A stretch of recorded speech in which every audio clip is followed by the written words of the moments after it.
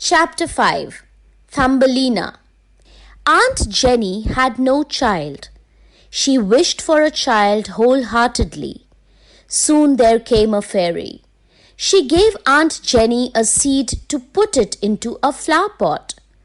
"Thank you," said Aunt Jenny, and planted it in a pot. She watered it daily and kept it in the sunlight. Soon it had a beautiful tulip flower but tightly closed petals. Aunt Jenny kissed it and the flower opened. Within the flower sat a very delicate little maiden. She was scarcely high as half of thumb. So Aunt Jenny gave her name as Thumbelina. Aunt Jenny prepared sweet dishes in tiny vessels and a bed of blue violet leaves for Thumbelina. The days went on happily in Aunt Jenny's house. One day, while Thumbelina was slept, an ugly toad crept through the window and took away the little Thumbelina.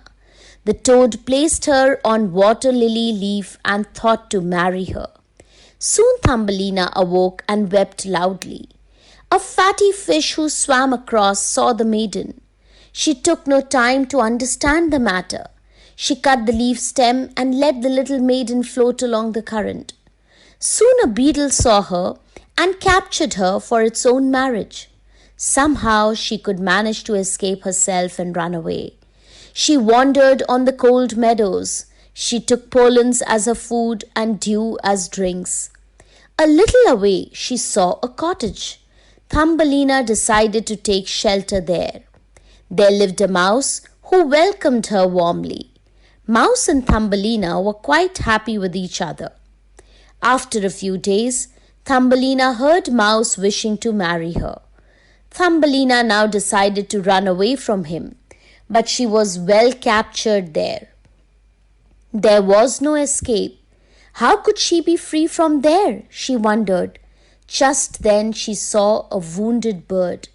Thumbelina nursed the bird and gave food. They became closer, and later Thumbelina shared her story. Being kind, the bird grabbed Thumbelina and carried over hills, meadows, plains, and they reached a flower valley. The place was full of flowers. The bird gently placed her on a beautiful flower land where she met the king of flower fairies. The king married Thumbelina and made her the queen of flowers fairies. They lived happily ever